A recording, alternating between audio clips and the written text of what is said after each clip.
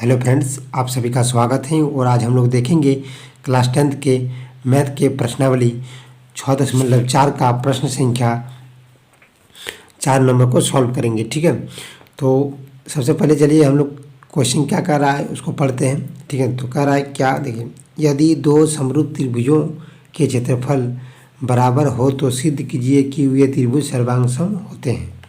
ठीक है, मतलब दो त्रिभुज दिया गया है, उसका क्षेत्रफल क्या है, बराबर है, तो सिद्ध करना है क्या आपको कि दोनों त्रिभुज सर्वांगसम होते हैं। ठीक है, तो एक फिगर बना लिए हम। देखिए, दो त्रिभुज बना चुके हैं, ए बी सी और मान लीजिए डी ई एफ। ठीक है, ये दोनों क्या है, समरूप है। ठीक है, क्वेश्चन कर रहा है, हम नहीं कर रहे हैं। देखिए, दोनों त्रिभुज क्या है, समरूप है।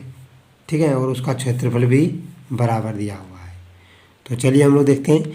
तो सबसे पहले क्या दिया हुआ है, देखिए उसको लिख लेते हैं। ठीक, तो लिखते हैं, दिया गया, क्या दिया गया है, मानना पड़ेगा, माना ये त्रिभुज बनाए हम लोग, त्रिभुज ए बी सी तथा, ठीक है, सॉरी तथा नहीं होगा, त्रिभुज ए बी सी समरूप क्या है, त्रिभुज डी ई एफ। ठीक है, समरूप त्रिभुज डी ई एफ लिखेंगे। ठीक है, हो गया। अब देखिए, इसका जो क्षेत्रफल भी है वो भी बराबर दिया हुआ है, मतलब एरिया क्या है, त्रिभुज ए बी सी बराबर एरिया ऑफ त्रिभुज डी ई एफ। दोनों त्रिभुज का क्षेत्रफल क्या है, बराबर। यहाँ पर कह रहा है क्वेश्चन क्षेत्रफल बराबर हो। ठीक है, तो ये दोनों हम लोग बराबर कर दिए। इसको हम लोग चलिए समीकरण 1 लिख लेते हैं। ठीक है, तो सिद्ध क्या करना है हमको,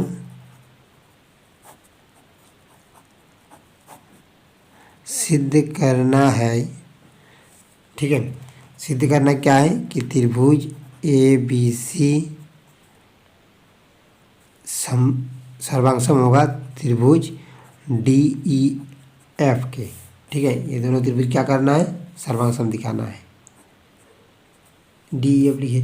ठीक है, अब देखिए, तो अब जब ये त्रिभुज हमको समरूप दिया गया है तब हम लोग क्या लिख सकते हैं, इनका जो क्षेत्रफल का जो अनुपात होगा संगत भुजाओं के वर्ग अनुपात के वर्ग के बराबर होगा। ये कहाँ से हमको मिल जाएगा, ये 6.6 का जो परिमेय है उससे हमको मिलता है। ठीक है, तो चलिए हम लोग लिखते हैं कि एरिया त्रिभुज ए बी सी बटे में होगा एरिया त्रिभुज डी ई एफ। ठीक है, त्रिभुज डी ई एफ बराबर क्या हो जाएगा, इसका जो संगत भुजाओं का जो अनुपात का वर्ग के बराबर होता है।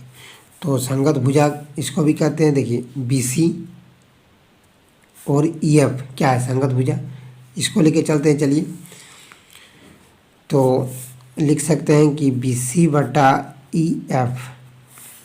ठीक है, बी सी बटा ई एफ। और एक चीज़ देखिए, समरूप जब त्रिभुज दिया रहता है तो उसका संगत कोण भी बराबर दिया हुआ रहता है। हमको बस दिखाना है क्या है कि संगत भुजा भी बराबर इसको दिखाना है।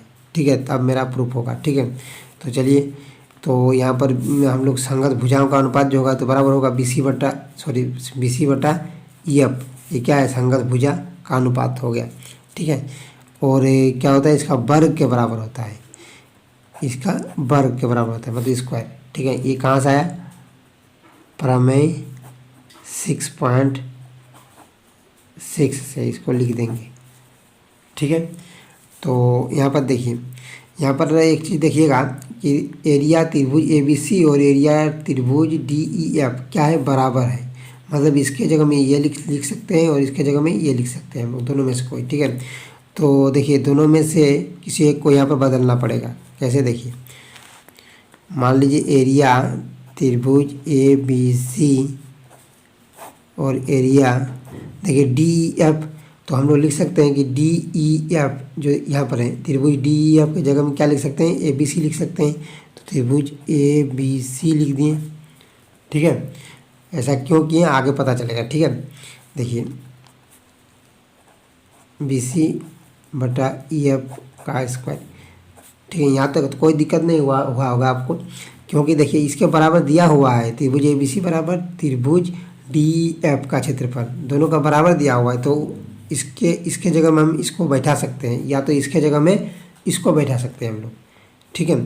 तो यहाँ पर देखिए त्रिभुज ए बी सी खत्म हो गया, इसका जो क्षेत्रफल होगा कट जाएगा दोनों का, क्योंकि बराबर है, ठीक। तो यहाँ पर क्या हो जाएगा, एक होगा, 1/1 होगा, बराबर क्या हो जाएगा, बी सी बटा ई एफ का स्क्वायर। स्क्वायर हटाएंगे तो इधर रूट चढ़ जाएगा, तो √1 का वैल्यू कितना आता है, 1 आता है। इसीलिए यहाँ पर लिख सकते हैं 1 बराबर 1/1, एक ही आएगा ना, इसीलिए क्या हो जाएगा, बी सी बटा ई एफ, ठीक है। कैसे होगा देखिए, थोड़ा दिखा देते हैं इसको हम। जैसे मान लीजिए ऐसा होता है 1/1 होता है ना, इसको हटाने से तो बी सी बटा ई एफ हो जाता। तो इसका रूट जो 1 का होता है वैल्यू कितना होता है, 1 होता है। तो इसीलिए बी सी बटा ई एफ होगा, ठीक है।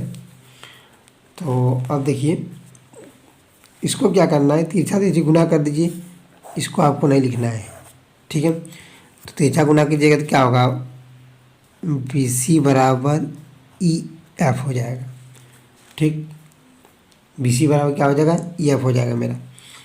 तो यहाँ पर क्या देखने को मिल रहा है कि ये जो हम लोग यहाँ पर क्या आ गया, बी सी बराबर ई एफ, बी सी बराबर ई एफ, मतलब इसका संगत जो भुजा है वो दोनों बराबर आ रहा है, ठीक है। और तीनों संगत भुजा बराबर हो जाएगा तो ये सर्वांगसम आसानी से हो जाएगा, ठीक है। अब देखिए, तो अब हम लोग क्या करने वाले हैं, अब हम लोग लिखेंगे कि त्रिभुज ए बी सी